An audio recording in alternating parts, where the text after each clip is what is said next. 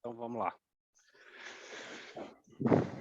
Mestre amado Jesus, observa, Senhor, a nossa reunião. Observa os nossos pensamentos, os nossos sorrisos, os nossos sentimentos de união, cada vez mais fraternos. E sabemos que o fundo dessas energias intelectos sentimentais que nos unem, independentemente da distância e do local em que estamos, tem por fundo a vontade de aprender esses magníficos conteúdos, dessas obras belíssimas, muito além dos conhecimentos científicos terrenos, mas que, com esses conhecimentos, intercambiam, elevando tudo a um padrão de conhecimento único, nos auxiliando na vitória sobre nós mesmos, no nosso comportamento em qualquer contexto social, em que a humildade, a brandura, o carinho estão começando a despontar e que um dia devem se tornar espontâneos, onde quer que estejamos, de forma que para nós próprios a nossa consciência se manifeste com total liberdade, com relação aos instintos, com relação ao egoísmo, com relação ao orgulho. De forma que a paz comece a nascer em nossos corações, ainda que há 2000 anos tu tenha nos trazido o Evangelho, justamente para que angariássemos a felicidade para o nosso mundo interno. Mas aqui estamos, Senhor, essa época da nossa germinação. Em outrora, em outros tempos, não tínhamos condições de assimilar esses conhecimentos, esses sentimentos. E ainda assim sabemos que muito nos falta nessa jornada evolutiva, mas nos passos atuais já começamos a vislumbrar, com algum sorriso em nossos semblantes, a alegria de intercambiar com espíritos superiores que nos desejam levar a colônias espirituais ou até mesmo a planetas outros mais elevados do que aquele em que estamos, sem que tenhamos distância dos corações que aqui ficarão e que a velocidade do movimento do espírito nos permitirá sempre retornar e aqui e acolá, enfim, seguir o caminho da nossa jornada evolutiva. Abençoa Jesus, hoje e sempre, que assim seja, graças a Deus. Vamos lá então, gente. Tem pouca gente aqui, final do período de julho é assim. Né? Esse pessoal depois vê a aula gravada, né? Mas vamos lá. A gente está na nota ao leitor, certo? Certo, João. Todo mundo já está aí na nota ao leitor, certo? Então vamos lá. Você vê agora, depois aí, que livro é esse do André Luiz, o 11º livro da série deles, da série de livros que ele escreveu? Vejam agora a liberdade de raciocínio de André Luiz com relação a essa nota ao leitor, que é dele, né? Comparando por exemplo, ao primeiro livro. Olha o que ele vai falar, mostrando uma liberdade de raciocínio, uma cultura que ele foi adquirindo no plano espiritual e não possuía. Porque ele chega no plano espiritual, ele é médico. E qual era a especialidade dele? Nem sei. Mas conhecimento, como ele próprio diz de si mesmo, extremamente restrito. Olha agora o que ele vai falar. Ajustadas a supremo conforto. A supremo conforto. Ajustadas quem? Não falou ainda, né? O sujeito está depois. ajustadas a supremo conforto no oceano das facilidades materiais. Então, nós estamos num mar de facilidades materiais. Não se forram, quer dizer, não se poupam, não se libertam as criaturas humanas contra os pesares da solidão e da angústia. Quer dizer, né? As criaturas humanas, nós estamos ajustadas a um conforto imenso, no oceano de facilidades materiais. Mas ainda assim, muitos vivem num estado angustiante, com ansiedade, né? E elas não se precatam quanto à solidão, porque a solidão virá. A solidão virá, a solidão virá. Mesmo que em curtos momentos, a solidão virá. Para alguns será mais longo, mas os filhos vão sair de casa, o cônjuge vai falecer, se ele falecer primeiro que a gente, ou vão haver as separações conjugais depois dos filhos terem partido. É da vida de alguns? Da maioria, né? Da maioria. Raramente os cônjuges morrem juntos, permanecem até o fim da vida e morrem juntos. Ou com um prazo curto, ocorre também. Mas haverá um período de solidão. E ninguém está pensando sobre isso. É o que ele diz, não se forram as criaturas contra esses pesares da solidão e da angústia. Nesse navio prodigioso, a que chamamos civilização, esculturado esse navio. Estão vendo a analogia de raciocínio dele? A civilização é um navio. Quer dizer, a civilização está em movimento. Está seguindo o seu caminho de progresso. Podia ser uma nave espacial. Mas, por enquanto, é um navio. O navio não se movimenta muito rápido, mas é um navio prodigioso. É um transatlântico, né? Eu nunca viajei num transatlântico. Um dia eu vou. Deve ser magnífico, aqueles salões, pelo menos naquelas fotos que a gente assiste, né? Que beleza esse deve ser muito bom passeio desse de navio para a família e tal. Então, nesse navio prodigioso aqui chamamos civilização, estruturado esse navio em largueza de conhecimento, né? Em largueza de conhecimento, muito conhecimento, né? Conhecimentos significativos em infinitas áreas, nas áreas biológicas, nas áreas humanas, nas áreas de exatas, muito conhecimento. Estruturado com largueza de raciocínio e primor, e uma perfeição, e um requinte de técnica, muita tecnologia, uma tecnologia impressionante. Vê a gente se comunicando aqui, cada um em sua casa simultaneamente, e se vendo, né? Instalam-se os homens nesse navio prodigioso, com largueza de conhecimento e requinte de técnica, estamos nele instalados. Para onde vai esse navio? Qual é o primeiro porto? Demandando o porto que já alcançamos pelo impulso da morte. É o primeiro porto. Os homens estão se dirigindo para o porto da morte, né? Porto que alguns já alcançaram, como ele próprio, o André Luiz se coloca, já alcançamos o impulso da morte. Aí nós temos aí várias idades, 70, 40, 50, 60, 10 anos, 20, 30, 40 anos aí, chegamos ao porto.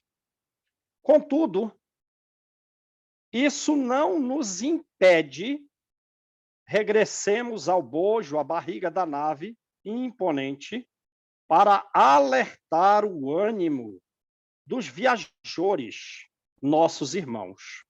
Então, eles já alcançaram o porto da morte, já, mas não impede que eles regressem até nós. Para quê? para nos alertar. Com relação ao quê? Com relação ao nosso ânimo. O mais importante é manter o ânimo durante essa navegação, às vezes difícil. E para que nós mantenhamos o ânimo, é que eles vêm, né?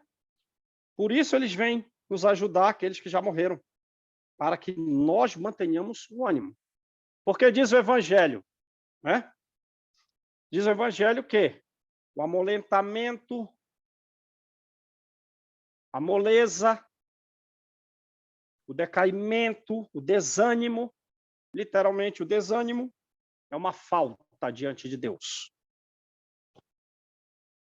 Então eles voltam para alertar o ânimo dos viajores, nossos irmãos, com passaporte imprescritível, um passaporte irrevogável. Irrevogável, todos nós vamos morrer. Para o mesmo país da verdade que os espera amanhã, quanto ontem nos aguardava. E voltamos por quê? A suntuosidade da embarcação, apesar do luxo, do tamanho, né, da embarcação, que se chama civilização, apesar desse tamanhão de barco, não está livre do nevoeiro da ignorância. A ignorância, né? Se a fé é a mãe de todas as virtudes, e o alimento da fé é o estudo, onde se vai parar com a ignorância? Num nevoeiro.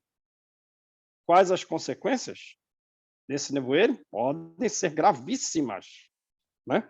Não está livre do nevoeiro da ignorância, a lhe facilitar esse nevoeiro de ignorância, não está enxergando nada, mas não está enxergando porque não quer estudar. Não quer estudar o Evangelho de Jesus. É livre, né? Mas esse nevoeiro vai tampar a visão, facilitando a incursão entre os rochedos do crime. Então, o navio vai bater. Alguns vão encontrar o crime por serem ignorantes. Nem segura contra a violência da tempestade que lhes convulsionam a organização e ameaçam a estrutura, né? Aí, quando a gente está violento, qual é a única solução para o revoltado? Talvez sejam as convulsões telúricas, as pandemias, né? As guerras. Tudo isso tem no livro dos Espíritos. Para que serve a guerra? Para apressar a evolução. Para que serve a pandemia? Para apressar a evolução. Né? Realmente, dentro dela quem? Dentro dela quem?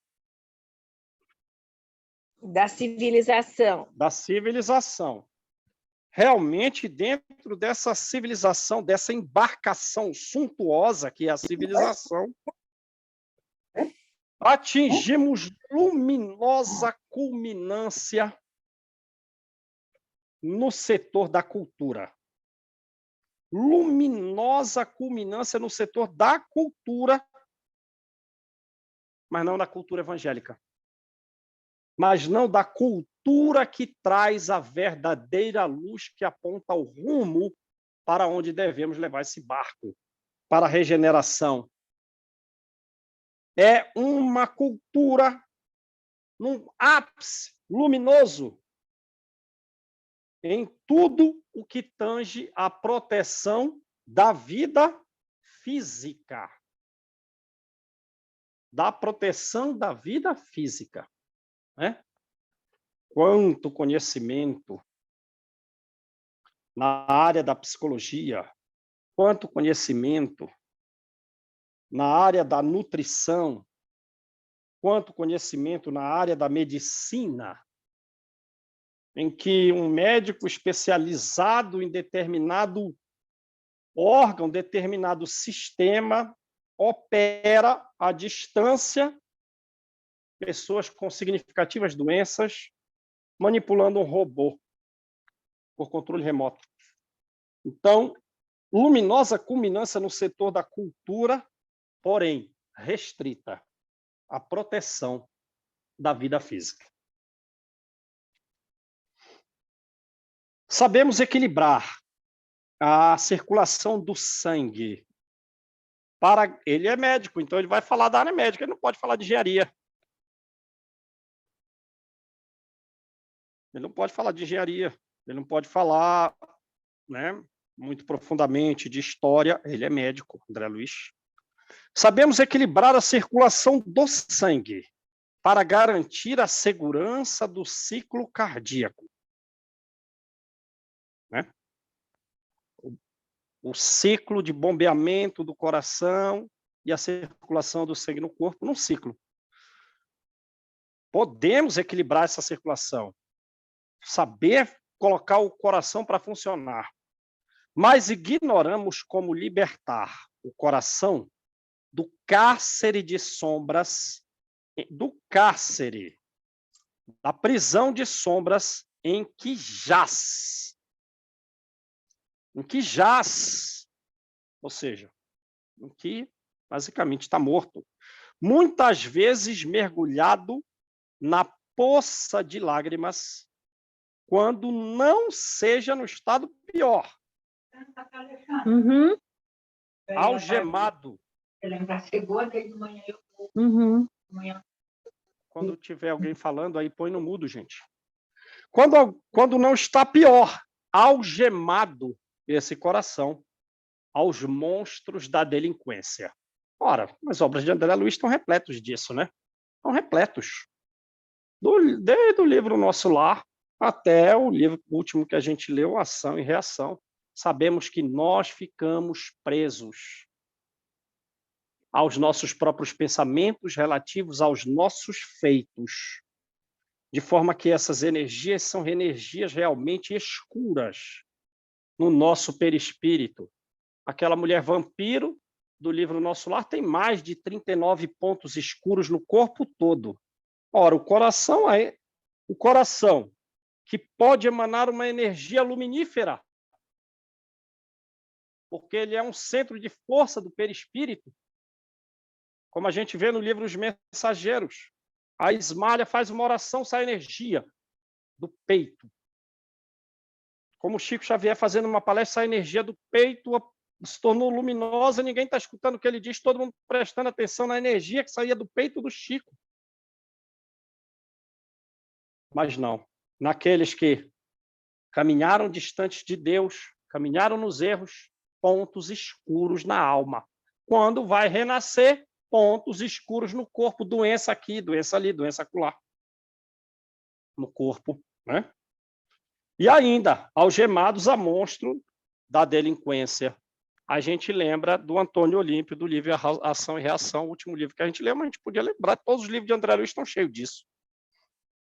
Matou os irmãos para ficar 5 anos na posse dos bens e 20 anos sendo ele posse de monstros da delinquência, depois de ter sido ser viciado pelos irmãos, a ponto dos irmãos cansarem de agredi-los.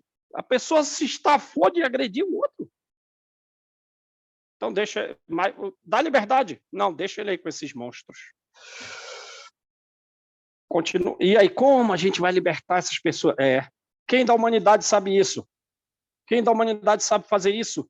Auxiliar alguém a se libertar do poço de lágrimas, auxiliar alguém a tirar as sombras do coração, auxiliar alguém a se desalgemar dos processos obsessivos. Nem 1% da civilização, ou menos. Ou menos, não é isso? Ou menos. Identificamos a neurite óptica, quer dizer, a inflamação do nervo óptico,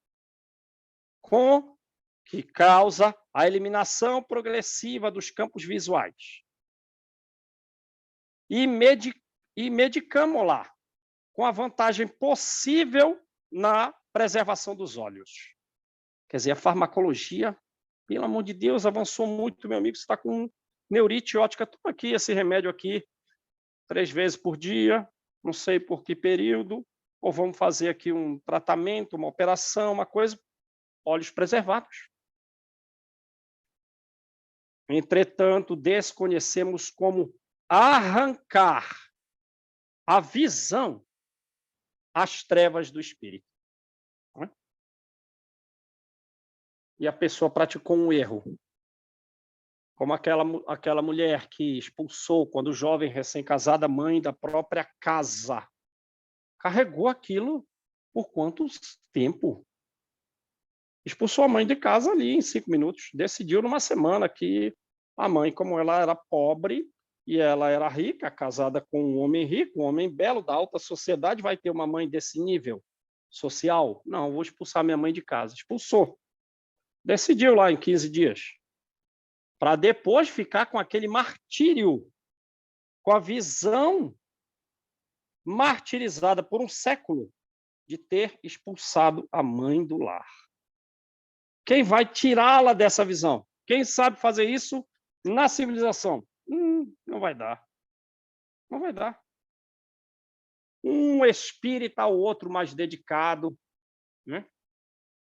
Um dirigente de reunião mediúnica muito amoroso, pode contribuir junto com espíritos que sabem fazer isso. Mas na civilização dos encarnados dá para contar no dedo quem sabe fazer isso. Né? Ofertamos braços e pernas artificiais aos mutilados. Primeiro já sabemos, por que você se tornou mutilado? Você não veio só com uma doença, uma disfunção em determinados órgãos ou membros. Não, você veio mutilado. O que você fez com esses braços na vida anterior? O que você fez com as suas pernas? Para onde você se dirigiu? O que você buscou com essa maravilha da evolução oriunda do trabalho divino, que é ter uma perna para se locomover? Por onde você utilizou esse instrumento divino para você vir mutilado? Talvez seja bom esquecer, né? Mas você fez isso, é isso mesmo. Mas o amor de Deus dá um jeito de um caráter geral, porque Deus atende o homem através do próprio homem. E a evolução da civilização voltada para a proteção da vida física é capaz de ofertar uma perna artificial. É capaz de ofertar um braço artificial. E ainda, com a capacidade de movimentação dos dedos a ponto da pessoa não ficar dependendo dos outros. Conseguir pegar um lápis e escrever. Contudo, somos francamente incapazes de remediar as lesões do sentimento. Não tem remédio para as lesões sentimentais. Interferimos com vasta margem de êxito nos processos patológicos das células nervosas. Quer dizer, a micropatologia de células não está aparecendo nos sintomas visíveis da doença. É patologia celular. Mas interferimos com êxito. A gente ausculta as deficiências de vitaminas e enzimas que ocasionam a diminuição da taxa metabólica do cérebro. Essa pessoa vai enfraquecer a cabeça. Ela vai ficar, né, com uma espécie de enfraquecimento da própria psicose. Não vamos deixar. Nós temos vitaminas, temos enzimas. Vamos elevar esse metabolismo cerebral. Conseguimos? Conseguimos. Todavia, estamos inabilitados à anulação das síndromes espirituais de aflição. Estamos inabilitados às síndromes espirituais que surgem do desespero, que vão agravar justamente o enfraquecimento da psicose, a psicastenia e a loucura. As síndromes espirituais de aflição, desespero, os processos obsessivos, não vai dar. Isso a gente não sabe. É pouca gente. É pouca reunião mediúnica no mundo para ajudar esse pessoal. É bem pouquinho. Quantos dirigentes de reunião mediúnica que são amorosos e têm contribuído com isso? É bem pouquinho. Achamos-nos convictos de que a hidrocefalia congênita provém da acumulação indébita, da acumulação indevida do líquido cefalorraquidiano, impondo dilatação no espaço por ele mesmo ocupado na província craniana, né? Dos ventrículos cerebrais. Tem muito líquido, os ventrículos cerebrais estão muito grandes aí, a hidrocefalia congênita e a cabeça está cheia d'água. No entanto, não percebemos qual é a causa fundamental que a provoca. Qual é a causa fundamental que provoca a hidrocefalia? Joana de Ângeles diz que muitos homens dizem, de forma brincando, né, de forma leviana, eu devo ter sido um rei na vida passada, eu devo ter sido um príncipe, eu devo ter sido um cônsul, eu fui alguém, com certeza eu fui alguém de sangue azul na vida anterior. Ele diz, não foi. Não foi porque você não está com hidrocefalia, você não está com microcefalia, você não está com macrocefalia, você não está mongoloide, você não tem demência, porque isso é o resultado da coroa dos reis. As consequências de quem usou coroa são essas aí. Eu não lembro o livro que ela fala isso. Mas no livro Após a Tempestade, que nós já estudamos, ela vai dizer que a causa patogênica, a origem da patogenia está no perispírito, que resultou do comportamento equivocado em vida anterior. Assim, as doenças psíquicas, a neurose, a hidro, a macro, a microcefalia, o mongolismo, retardamento, demência, idiotia, esquizofrenia, tem causa no período anterior percorrido, nas vidas anteriores. Foram períodos de um ódio sem tamanho, cultivado. Foram períodos de traições, foram períodos de amor violentos, foram períodos de conluios, de armações para lesar os outros de maneira extremamente hedionda. E a consequência, então, é essa. Qual? A neurose, a hidro, a micro, a macrocefalia, mongolismo, esquizofrenia, demência. Um livro muito bom para a gente estudar a respeito disso é o livro No Mundo Maior, de André Luiz, né? Basicamente, vai falar das disfunções cerebrais surgidas, estudando, inclusive, o cérebro perispiritual e físico, os 3 andares lá, mostrando o passado, o presente, o futuro. É o livro No Mundo Maior, de André Luiz. Quais são as consequências de uma mulher que digamos assim, se vinculou à prostituição? Quais são as consequências psicológicas de alguém que lesou, tendo um cargo político, lesou todos os demais, lesou aquela comunidade? Qual a consequência do alcoolismo para o psiquismo humano? Né? Dá uma lida no Mundo Maior, tem tudo ali lá. Qual a consequência psicológica para alguém que matou o outro, que assassinou o outro? Tem lá, no mundo maior. Então, vamos lá. Achamos-nos convictos. Já lemos isso. Ainda assim, nessa situação precária com relação às questões espirituais, muito evoluída com relação às questões materiais, mas precária com relação às questões espirituais. Nos exemplos todos que ele citou, sem saber as causas dos problemas, agindo toda a cultura humana somente nos efeitos, mas não nas causas. Ainda assim, não voltamos para confabular com aqueles que se sintam acomodados ao desequilíbrio. Então vocês não estão voltando para todos? Não. Não voltamos para todos. Por que não? Vocês são maus, vocês são duros. Não. É porque com eles o trabalho não dará resultado. Não vai dar resultado. Eles estão acomodados ao desequilíbrio. Eles estão revoltados.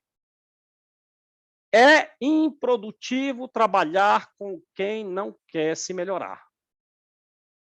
Lembra? Na Mansão Paz, está muita gente do lado de fora, sofrendo. Põe para dentro. Não. Põe para dentro. Não. Põe para dentro. Essa senhora aí da colônia chegou às portas da colônia nosso lá, põe para dentro, estou com dó dela. Não vai funcionar o serviço. Está perdendo tempo, tem que ajudar quem pode, quem quer. Lembra do livro Os Mensageiros? André Luiz chega lá, tem 1980 pessoas deitadas num pavilhão com mais de 3 quilômetros quadrados de área. Está todo mundo dormindo. André Luiz, são múmias cadaverizadas. Meu Deus, esse é o pior estado que se pode ficar, ou um dos piores. Aí depois ele vai ver Paulo, né? Aquele que traiu o amigo, tentando ficar com a esposa do amigo, tentando se enamorar da esposa do amigo, e que ela se enamorasse com ele, mas ele não conseguiu porque a mulher resistiu, e ainda assim ele tramou o fim do casamento deles, com extrema calúnia, né? Aí ele está lá, recolhido nessa instituição, da qual o amigo que foi traído e que perdeu o casamento é quem o auxilia, completamente louco. Aí o Aniceto diz para André Luiz, vocês estão vendo aqui, André Luiz e Vicente, os 3 estados? Vocês estão vendo os 3 estados? Tem os que dormem mesmo, está lá deitado, tão afixado o erro praticado e tamanha falta de fé em Deus, a tamanha falta de fé na existência da vida futura que a pessoa está imóvel. Somente pensa por longo prazo, estando imóvel no erro. São os que dormem. Depois de um tratamento dado a alguns, eles entram num estado de loucura. Já estão despertos, mas vinculados ao equívoco praticado. Vivem tudo em função daquele. São os loucos. E quais são os que estão melhores? Porque em nosso lar não tem esses que dormem. Não tem mesmo. Não tem mesmo. No colônia nosso lar não tem esses que dormem, só mais para baixo. E tem os que sofrem. Lembram? Porque os que sofrem estão em vias de progresso. Toda lágrima derramada é sinal de caminhar no sentido de se renovar. Agora, aqueles muito duros, uma estranha rigidez de entendimento, de perturbação para dormir. De perturbação gravíssima para dormir. A bem-aventurança é dos aflitos. Toda lágrima sincera é sinal de progresso. Os que sofrem estão no caminho da melhoria. Então, ele não vem para todo mundo. Quem está acomodado... João, Sim. deixa eu te perguntar uma coisa. Por exemplo, a tia do meu marido, antigamente, né, depressão era loucura, né? O povo dizia que quem tinha depressão estava louco, né? Então, a tia do meu marido, ela foi, inclusive, internada em sanatório e tomou choque, sabe? Aquela coisa assim, ela batia até a cabeça na parede de tão desesperada que ela ficava com a chegada do horário que ela tinha que tomar o choque, sabe? No hospício, né? E aí, com o tempo, foram a família e tudo, alguns foram tendo, assim, mais discernimento, não tira, traz ela para casa, isso não vai dar resultado, não é isso, tem que ter um outro tratamento, e aí tiraram ela e tudo. Mas hoje ela é uma pessoa assim, muito problemática, muito. E a gente não sabe se isso, essa coisa dela, quer dizer, a gente entende que tudo isso dela foi ocasionado por esse monte de choque que ela levava, sabe? Ela hoje é uma pessoa amargurada, uma pessoa assim, que ela não tem assim, uma empatia, sabe? Ela é muito... não liga para nada, ela não está nem aí para nada, para ninguém, para a família. Eu não sei te explicar assim, mas Não, eu entendi. É uma coisa assim tão triste de você ver, sabe? E aí eu fico pensando, é uma coisa assim meio que parece assim que é essas coisas que a gente está vendo aqui. O André Luiz falando, eu fico visualizando as coisas que aconteceram com ela. Mas você está visualizando só as coisas que aconteceram, digamos assim... Agora, não anterior. As causas profundas são sempre de naturezas espirituais. No livro Nos Domínios da Mediunidade, tem aquele jovem que ele também passou por esse tratamento de uma série de choques desde novo, e além, associado a esse tratamento de choque, ele passou pelo tratamento da insulinoterapia, que também não é uma coisa muito fácil, coisa grave. Qual era a doença dele? Ele tinha aquela dança de São Vítor. Quer dizer, ele tinha movimentos involuntários dos membros, braços e pernas, a ponto que ele ficou impedido de trabalhar, impedido de estudar. Ele tinha esses movimentos involuntários dos membros, tá? Então, ele foi submetido a muito choque. E ele foi submetido a muita insulina. Porque isso daí era o tratamento da época para dar, assim, pegar o computador, não está funcionando, ou está ruim. Como vamos parar isso aí? Dá um Ctrl Alt Del nesse computador aí, desliga a máquina. Isso é o que faz o choque. Isso que eram os tratamentos passados. Mas nele, o que ocasionou nele? O envelhecimento precoce. Ele parecia um senhor de idade, sendo alguém algo mais jovem.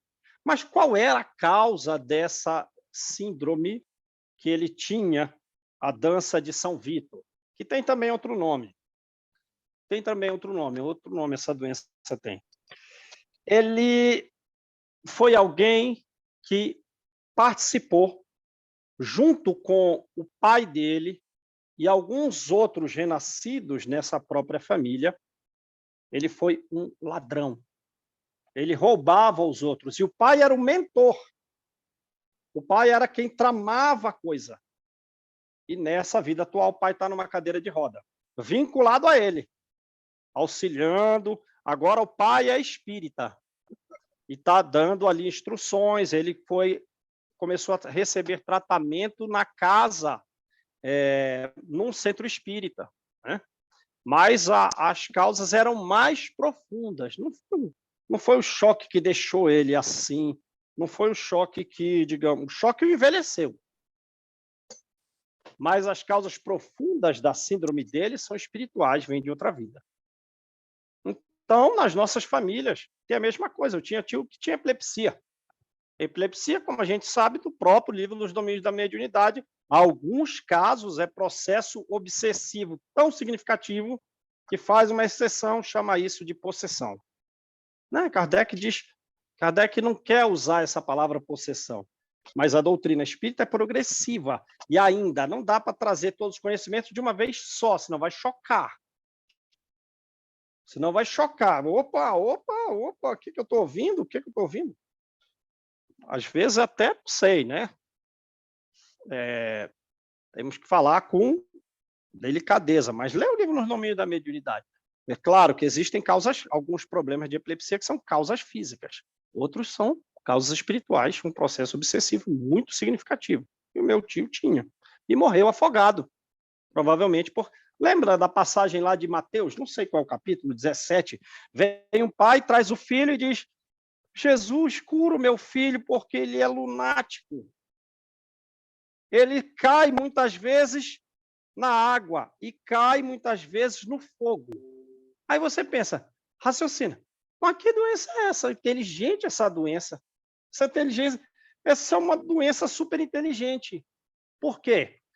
Porque ele tem crise quando ele está numa circunstância de ambiente que ele pode morrer. Em outras circunstâncias ele não tem. Quando ele está perto da água, ele tem uma crise e, bum, se a gente não correr, vai se afogar. E meu tio morreu assim. Ou, quando ele está perto do fogo, tem uma crise, vai cair no fogo. Segura, vai cair no fogo. Ora, que inteligência é essa?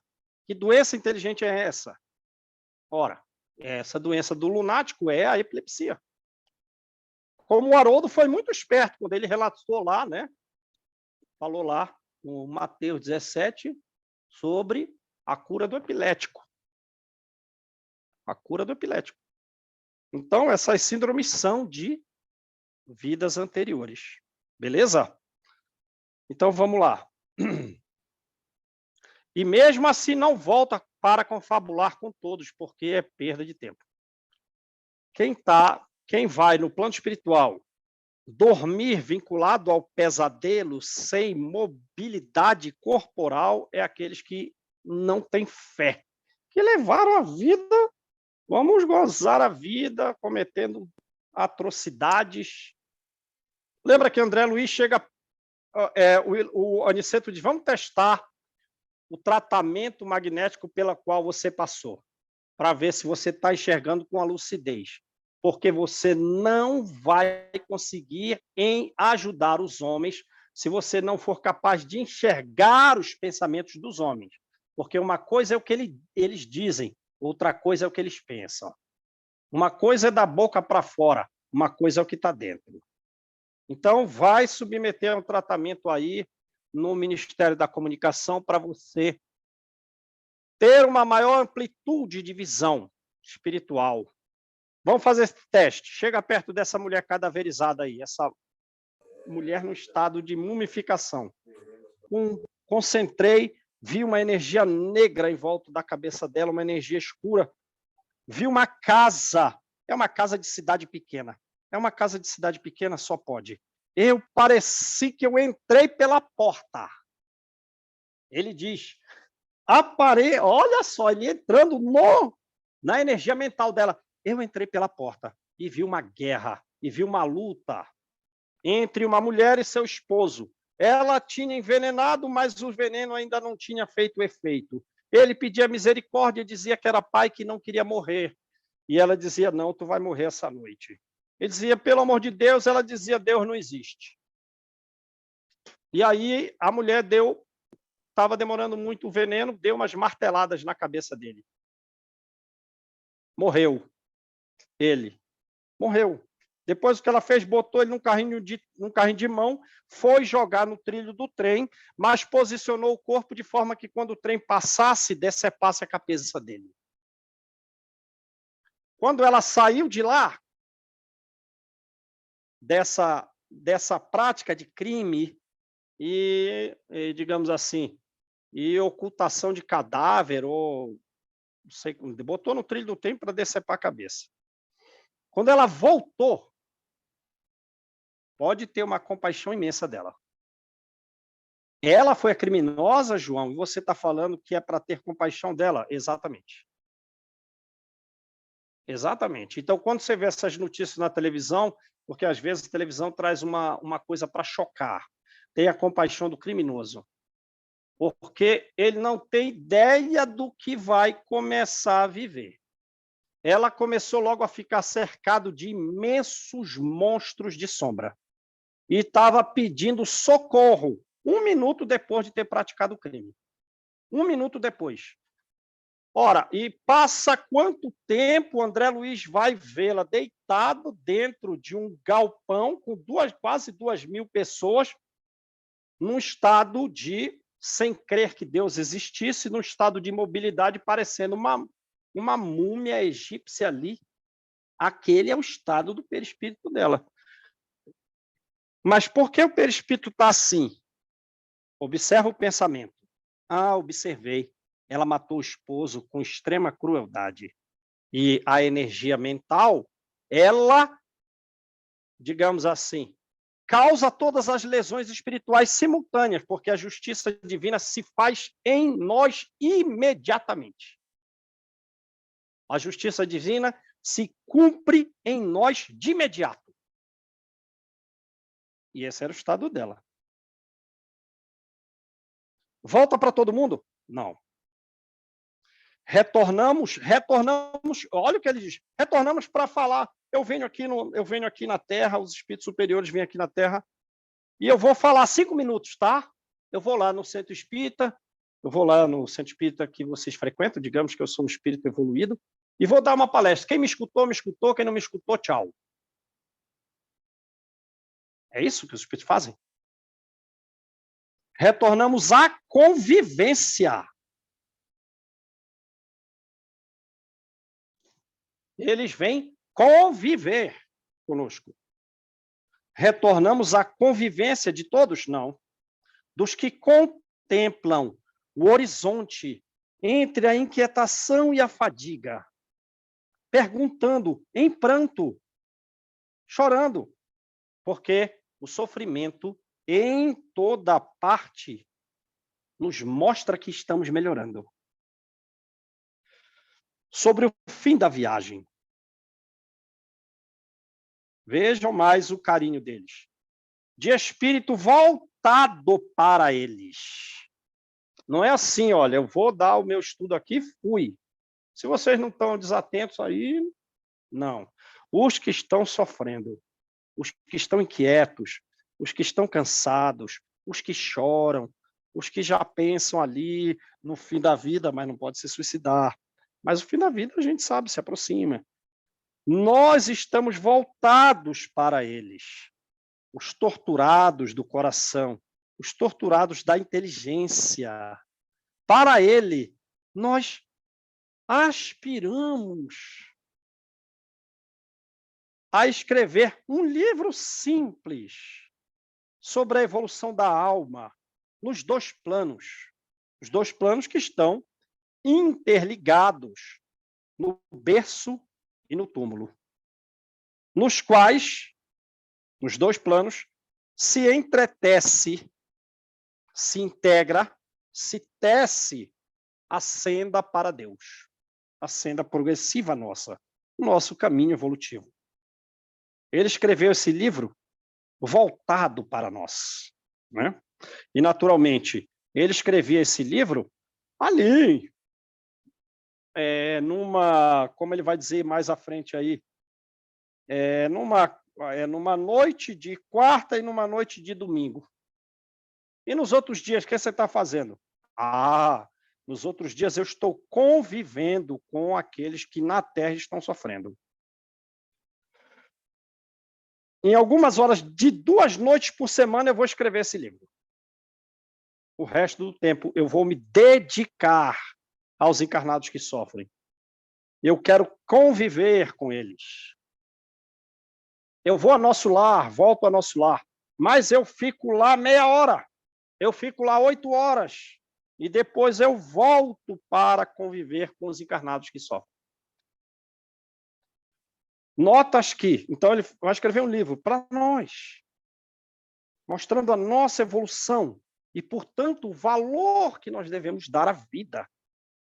São notas em que o despretensioso médico desencarnado que somos, tomando para alicerce de suas observações, né? Então, é um alicerce para ele até. O material básico já conquistado pela própria ciência terrestre, quer dizer, então ele foi nos livros de biologia, ele foi nos livros de medicina, daqui da Terra. Daqui da Terra. Se ele vai falar de evolução, ele pegou e vai falar de forma simples, de forma mais curta do que consta nos livros de biologia, nos livros que constam de medicina. Né? Então vamos lá, ó. Nos livros daqui. Material, por vezes, escolhidos em obras de respeitáveis estudiosos. Né? De respeitáveis estudiosos. De forma que eu pudesse algo dizer do corpo espiritual, em cujas células, o corpo espiritual também tem célula, tem uma organização ali mínima, que é uma célula, células sutis, de energia sutis. Eu quero algo dizer a respeito do corpo espiritual, em cujas células sutis, nessas células, a nossa própria vontade situa, marca, grava, imprime as causas de nosso destino sobre a Terra. Né? Fui alguém que errou muito em vidas anteriores. Como que eu venho? Eu venho como uma pessoa paralítica, cega, surda, muda. Qual é o meu destino na Terra? O seu destino na Terra, meu irmão, é parar de errar tanto. A gente deu um basta nos seus séculos de crime. Por isso você tem essa finalidade. E você está assim porque você próprio imprimiu no seu perispírito, mais profundamente, nas células sutis do teu perispírito, a tua vida, a tua vontade no erro. Mas agora, como tu se arrependeu, a gente vai dar, nesse estado, uma paradinha. Essa é a finalidade sua da vida. Não, agora vamos pegar um suprassumo, saúde perfeita, cérebro magnífico, mas que ainda assim pede uma deficiência ou outra para não errar no caminho evolutivo, e essa pessoa vai levantar milhares de pessoas com a sua própria ascensão. Esse é o seu destino. O olho pode ser problemático, mas o cérebro é muitíssimo poderoso. O cérebro é muito poderoso. E quando criança de 4 anos, não. Vocês não estão sabendo qual é a causa. Essa é uma gravidez ectópica. O quê? Você tem 4 anos, você nunca leu um livro de medicina, como é que você conhece essas palavras? Eu já estudei muito. E estão me soprando aqui, porque eles vão despertar os conhecimentos que estão no meu subconsciente e ainda no que eu construir nesta vida de consciente, para que eu me manifeste, de forma que eu me elevando na escada de Jacó, muita gente se eleva comigo. Vamos secar os hospitais psiquiátricos do Brasil, trazendo à Terra alguém como Chico Xavier.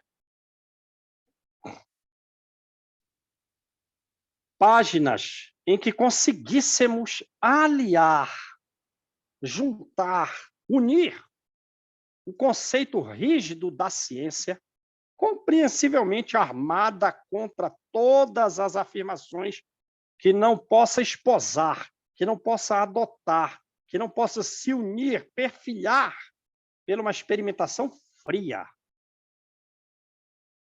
Tá, vai aliar o conceito rígido da ciência, que assim compreensivelmente se manifesta com o quê? Com a mensagem consoladora do Evangelho de Jesus Cristo. Mas não qualquer uma. Qual mensagem consoladora do Evangelho de Jesus Cristo, então? A ampliada. Aquela que ele disse que enviaria um outro consolador para falar o que ele não disse, para repetir o que ele disse, porque o que ele disse não está aprendido ainda. Então, ele quer unir o conceito científico com o Evangelho de Jesus através do Espiritismo, de que o Espiritismo contemporâneo se faz o mais alto representante de quê? Na atualidade do mundo. Representante do Evangelho de Jesus. O Espiritismo é o mais alto representante do Evangelho de Jesus Cristo no mundo. E a questão é, meu Deus, eu cheguei nessa vida, eu não sabia nada do Espiritismo. Nada. Eu não acreditava nem em Deus quando eu era jovem.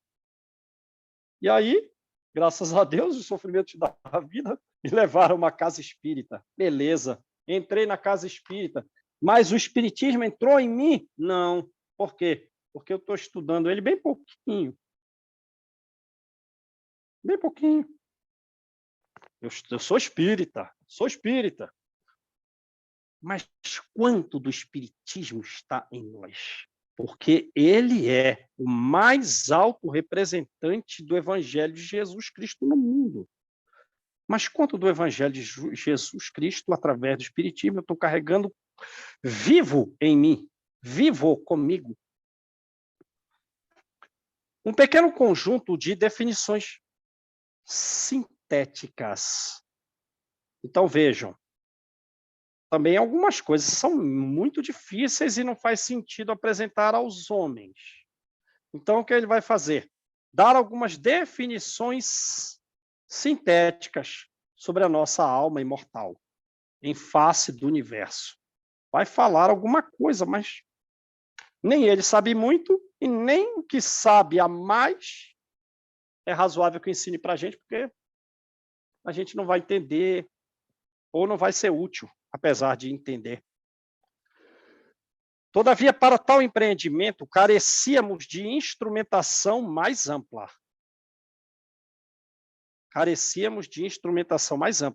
Motivo pelo qual nos utilizamos, quer dizer, eu estou com essa intenção, eu quero levar aos homens, eu já estou convivendo com eles, mas quero trazer para eles um livro que una a ciência e o Evangelho de Jesus, de forma que a gente possa apresentar algumas coisas relativas ao perispírito, definições sintéticas sobre o perispírito. Né? Vamos lá, cadê os médiuns para eu escrever esse livro? Não tem. Não vai escrever, porque a humanidade é um barco voltado para a proteção da vida física e os prazeres materiais. Cadê os médios para escrever isso? Não tem. Carecemos de instrumento mais amplo. O Chico já está muito ocupado. Cadê outro médio? O Divaldo não nasceu ainda. Não tem. Ah, tem ali o Valdo Vieira. Vamos lá. Motivo pelo qual nos utilizamos de 2 médios diferentes. Aí a gente lê lá embaixo, nota dos médiuns. Nota deles, do Chico Xavier e do Valdo Vieira. A convite do espírito André Luiz, os médiuns Francisco Cândido Xavier e Valdo Vieira receberam os textos desse livro em noites de domingo e de quartas-feiras. Pelo amor de Deus, Chico, quando que você trabalhava escrevendo esse livro? Na noite de domingo. Que horas, Chico? Altas horas da noite. O negócio é servir. E você, Valdo Vieira? O André Luiz vinha comigo às quartas. Era uma noite de quarta. Respectivamente, nas cidades diferentes. O Chico Xavier em Pedro Leopoldo e o Valdo Vieira em Uberaba, ambos no estado de Minas Gerais. As páginas psicografadas por um e por outro podem ser identificadas pela data característica de cada texto. Quer dizer, então a gente vai chegar no fim de cada parábola, cada capítulo, e vai ver Uberaba, Pedro Leopoldo, Uberaba, outro, Pedro Leopoldo. O que for o Pedro Leopoldo foi o que Chico escreveu. O que foi de Uberaba foi o que Valdo Vieira escreveu. Porque na Terra não tinha médium suficiente para trazer uma obra magnífica dessa. O Chico já estava muito ocupado. O Valdo também. Então ele se revezou com um e com o outro. Foi assim, meu amigo, porque o Chico não tinha folga. O período do Chico era como? 8 horas de trabalho, meu filho? Não, começou desde a infância, trabalhava demais. Quando você vai escrever esses 420 livros, Chico? De noite. Foi assim, meu amigo, que este livro nasceu por missiva, por carta, de irmão aos irmãos. A todos os irmãos, não, sem vírgula. Aos irmãos que lutam e choram. Os que estão na curtição do prazer, não. Não. Se não sentes o frio da noite sobre o revolto mar das provações humanas, se estás entorpecido, paralisado na ilusão que te faz escarnecer da própria verdade. Lembrou exatamente o que fala, né, o Aniceto no livro Os Mensageiros. Os que escarnecem, os irônicos, com relação às questões religiosas, estacionados numa rígida ignorância, nós temos que ter por eles piedade. Ora, então ele está dizendo aqui, ó, se você não sente que a coisa está feia, se você está entorpecido pela ilusão do mundo, se você escarnece da própria verdade, da religiosidade, esse livro em tuas mãos traz o endereço errado. Dou esse livro, que esse livro não é para você. Mas se guardas contigo a marca do sofrimento, indagando pela solução dos velhos problemas do ser e da dor, se percebes a nuvem que prenuncia a tormenta e o vórtice, o redemoinho traiçoeiro das ondas em que navegas, vem conosco. Vem conosco. Estudemos a rota de nossa multimilenária romagem no tempo para sentirmos o calor da flama de nosso próprio espírito a palpitar imorredouro na humanidade. E lembra, André Luiz? Puxa, quem vai fazer a prece? Alexandre. Quem vai fazer a prece? A Esmalha. A prece que eles fizeram em mim foi uma energia calorífica que me dulcificou a alma. Então, para sentirmos o calor do nosso próprio espírito imorredouro. E acendendo assim a luz da esperança. Porque há quem não tem esperança. Mas o conhecimento profundo trará esperança. De forma que possamos perceber juntos. E percebendo, exaltar de alegria. Meu Deus! Eu estou lendo isso e estou chorando de felicidade. Quem é que, lendo uma obra espírita, chora? Está no caminho correto. Está no caminho correto. Porque isso mostrou esperança que leva à alegria. Em exaltação de alegria que Deus, o Pai de infinita bondade, aí a gente lembra do livro O Céu Eterno, que as pessoas que morreram falam a respeito. Eu não merecia isso aqui. O Pai de infinita bondade nos traçou a divina destinação. O nosso destino está além das estrelas. De onde é essa nota ao leitor? Foi dada em Uberaba. Quem escreveu?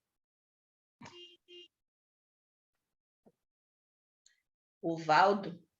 O Valdo Vieira. Beleza, gente? Muito bom.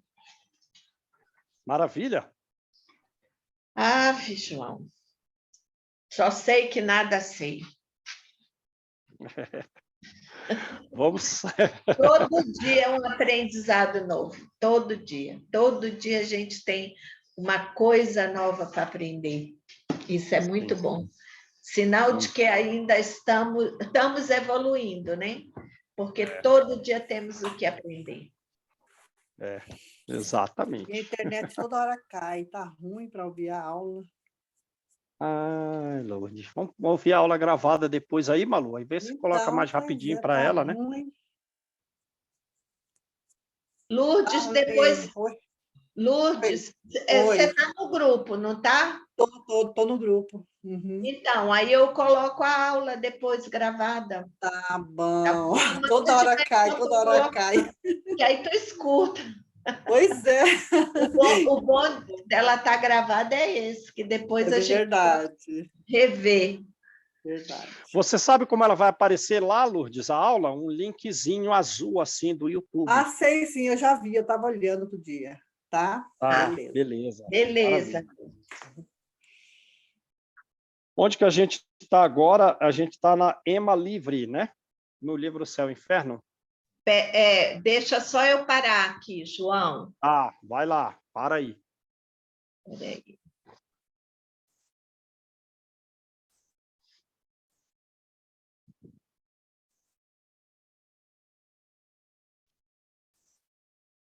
E a gente pressupôs que ia dar esses 2 tempos